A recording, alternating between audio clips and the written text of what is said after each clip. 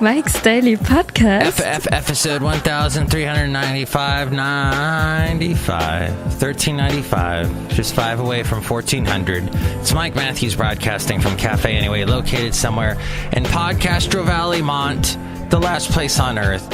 Today, Benita, the Disgruntled Fiddle Player, and the Brewmaster. Today we get to the segment News Random and find out what's going on in the world. And Mike's Daily Podcast. I did some vacuuming yesterday. I did some vigorously vacuuming.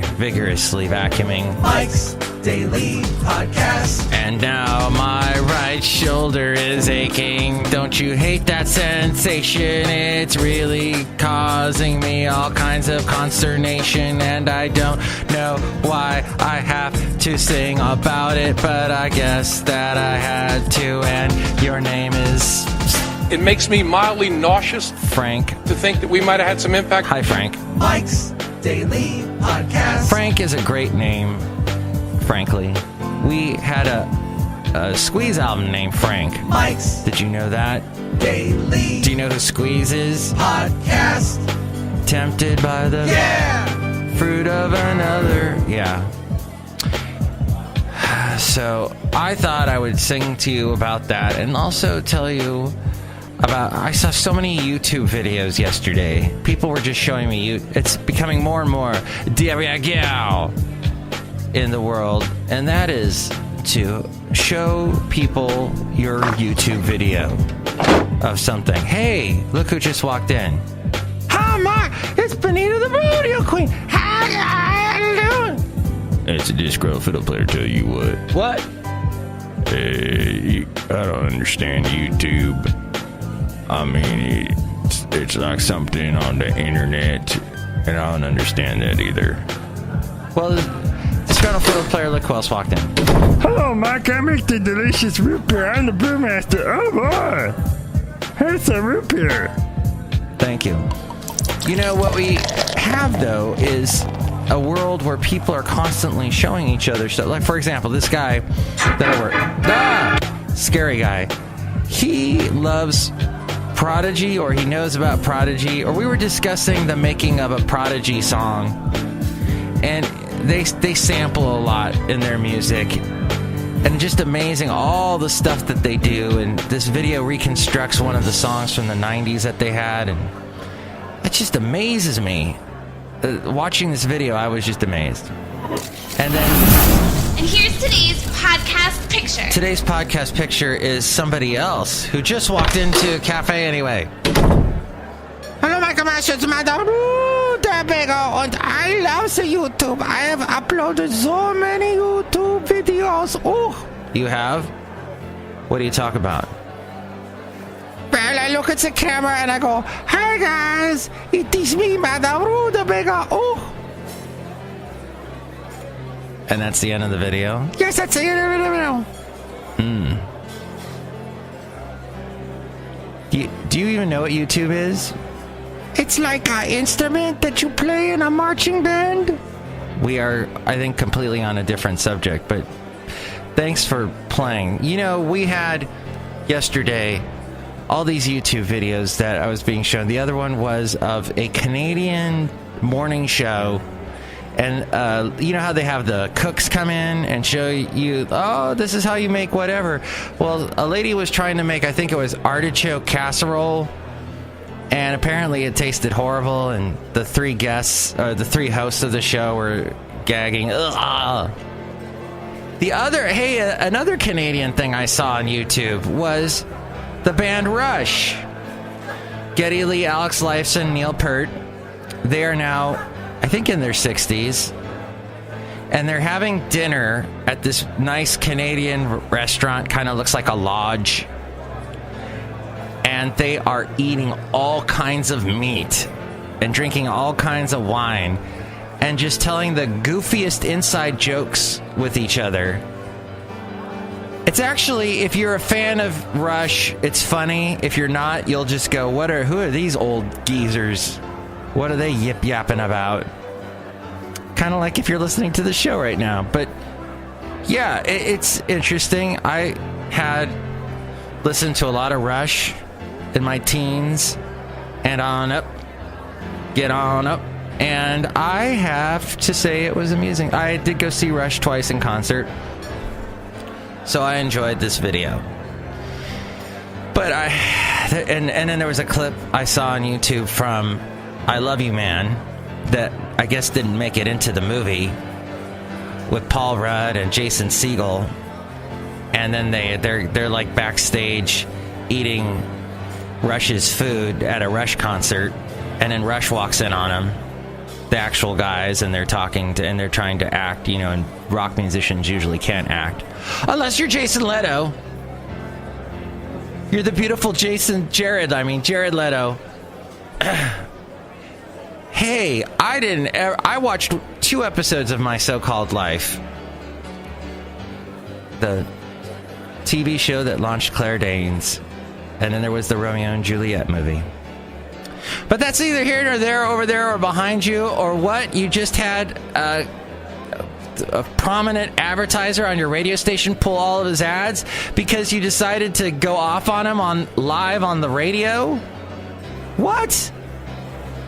It's not that either. No, this is a segment called News Random that we're going to get to, and you can hear all the past segments, all the past shows, see all the past podcast pictures at MIKEs-DAILY-PODCAST-1395-Vigorous. By the way, that really did happen. I've witnessed a few times in radio people doing something stupid, like annoying their advertisers to the fact that they pull their ads and thus pull money out of the radio station. Those people are usually what we call shortly thereafter unemployed, but I don't think that's going to happen in this case. At any rate, that happened at the radio station I was at. And, well, let's say the story is still unfolding. But yes, MIKEs-DAILY-PODCAST.com is where you can go to listen to past shows, of course, and to help out the show through the Amazon link. Click on that Amazon link, buy whatever it is you're going to buy, and that helps us out. There's also a PayPal, too, and you can become an inglorious Mike's Daily Podcaster if you help us out through the PayPal. You'll get a special greeting from all the Cafe Anyway characters. See all that at MIKEs-DAILY-PODCAST.com. And now the segment, News Random. News Random. Brewmaster. Sad news. I heard about John McCain, Senator John McCain from Arizona. He's been diagnosed with brain cancer. The tumor was discovered, he had that surgery done to remove a blood clot from above his left eye. It was just a minor procedure last week, but the hospital said in a statement, subsequent tissue pathology revealed that a primary brain tumor known as glioblastoma was also associated with the blood clot. The senator and his family are reviewing further treatment options. Treatment options may include a combination of chemotherapy and radiation. John McCain. I didn't vote for him in 2008, but there's something about him I like. Sometimes I can actually almost agree with him. But the Senator Republican leaders are desperately searching for the 50 votes they need to open a debate on Obamacare, repeal and replace legislation. After yesterday's scolding at the White House from Trump, leaders have reopened negotiations on their previous bill, reversing courses from their plans to move to a vote on a straight repeal of Obamacare. But it's not clear if they will have any more luck this time in corralling enough centrist and conservative Republicans to move the bill forward. You may recall 8 years ago when Obama, even though he had a majority of Democrats in Congress, he still couldn't get things passed because there were the blue dog Democrats who leaned slightly to the right that were disagreeing with him on every level. This is what Trump's experiencing now. Mitch McConnell needs to win 50 votes to proceed and has faced opposition from conservatives who believe the previous bill kept too much of Obamacare, and then the centrists who think it would leave too many people without affordable insurance. GOP leaders haven't closed the door on bringing a straight repeal of Obamacare with a 2-year delay to the floor, but Trump, who has given mixed messages on whether he wants to just repeal or simultaneously repeal and replace Obamacare, on Wednesday told Republican senators at a White House lunch that repealing Obamacare without a replacement was not an Sean. Talking slow. Helicopters. There was a helicopter that was carrying an executive made an emergency ocean landing. The son of World Wrestling Entertainment CEO Vince McMahon. The son of Vince McMahon. And I think they're like really tight with the Trump family. Made an emergency landing yesterday in the ocean off New York, and neither the pilot nor passenger were hurt. Shane McMahon was the passenger in the helicopter that came down in the Atlantic Ocean just off of Long Island's Gilgo Beach. Yesterday morning, the red aircraft could be seen bobbing on its bright yellow pontoons as small boats circled about a half mile south of the beach. And the U.S. has ended a 4-month ban on passengers carrying laptops on board U.S.-bound flights from certain airports in the Middle East and North Africa, bringing to an end one of the most controversial travel restrictions imposed by Trump's administration. The international airport in, this is Riyadh's King Khalid International Airport was the last of 10 airports to be exempted from the ban. Middle East carriers have blamed Trump's travel restrictions, which include banning citizens of some Muslim-majority countries from visiting the U.S., for a downturn in demand on U.S. routes. In March, the U.S. banned large electronics and cabins on flights from 10 airports in the Middle East and North Africa over concerns that explosives could be concealed in the devices taken on board aircraft. The ban has been lifted on the 9 airlines affected, including Turkish Airlines, Qatar Airways, or Qatar, Kuwait Airways, Egypt Air, and a couple other ones. A ban on citizens of 6 Muslim-majority countries remains in place, though has been limited after several U.S. court hearings challenged the restrictions. Now, finally, Samsung. I was talking about the Bixby thing that they have, that if you ever use your Siri on your Apple, Samsung has this thing called Bixby that they're rolling out.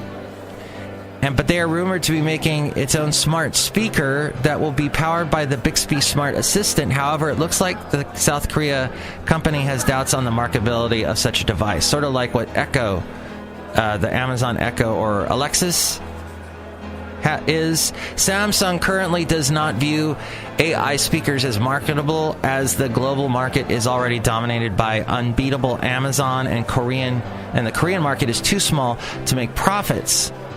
More importantly, said this anonymous source, that Samsung cannot afford to focus on the uncertain market, as most of its AI specialists, whose number is much less than that of the U.S. tech giants, are currently going all out to develop the Bixby version in English. So the whole tech, every company now has to have a tech department. And those tech departments are always in the big cities like San Francisco, Boston, New York, Los Angeles, Chicago. And it's interesting that I was listening to a podcast to The Point today, not with Warren Olney. He's got a replacement who has I think he's got an Armenian accent. But he was talking to several people. And that show, excuse me, I have a little bit of a cough that was caused by my smoothie. Excuse me! My smoothie has flaxseed in it. Flaxseed is supposed to help you attain good fats that your body needs. But in this podcast, he talks to several people. He has all these experts on. I don't know how he gets them all. Warren Olney and now this guest host. I don't know who he is. But he was talking to several people who confirmed that, yes, like Caterpillar has a huge tech department now in Chicago. McDonald's has even though Caterpillar still makes all their stuff in Peoria, Illinois, they've got a lot of their big CEOs and everybody are in the city of Chicago. And McDonald's has moved a huge chunk of their company to Chicago, and they at first had a digital department in Chicago, but now they're moving everybody else there to Chicago from where the smaller town that they were originally based. And the fact is that a lot of these companies, they have to develop their digital side. They've seen what Amazon's done, what Google's done, and they've got to develop it. And they also say that to attract the talent that can do all the digital stuff, they got to put them in the cities, which to me, I'm thinking, well, hey, Greta Hausman looks beautiful again on C-SPAN, and that what's going to happen when these cities, Chicago, San Francisco already, the public transportation is nuts.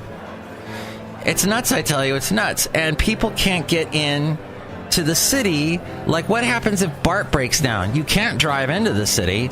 You can't take Uber to get into the city because the traffic is too ridiculous. He's nuts! They're nuts! They know nothing! It's going to be impossible to get into the cities. I don't know. This reasoning is ridiculous. I think at some point, these big companies are going to move out of the city because they're going to realize, yeah, we can attract top talent, but we can't get them in to the office to do their top talent type stuff. Maybe you go to somewhere like a suburb of San Francisco, or go to Oakland or something like that instead of actually going to, or Castro Valley.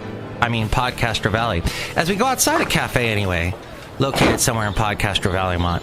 The radio station that I work for that services San Francisco and the Bay Area is out of Fremont, California. It's not in San Francisco, and to that I say thank God, because I would hate to commute into San Francisco every day. I would do it, but it's hard work. Next show, it is going to be the wonderful Madame Rootabega will be back. Michael Master, I'm uploading a YouTube video right now, see? No, you're not. You're petting a cat. Meow. Hi, cat. That cat has beautiful eyes. You know, next show we'll have Madame Rootabega, Valentino, and Bison Bentley, so come back for that. It'll be vigorous. Mike's Daily Podcast is written and produced and performed by Mike Matthews. His podcast is super easy to find. Download or listen to his show and read his blog at MIKEs-DAILY-PODCAST.com. Email Mike now at MIKEs-DAILY-PODCAST@gmail.com. See you tomorrow. Bye!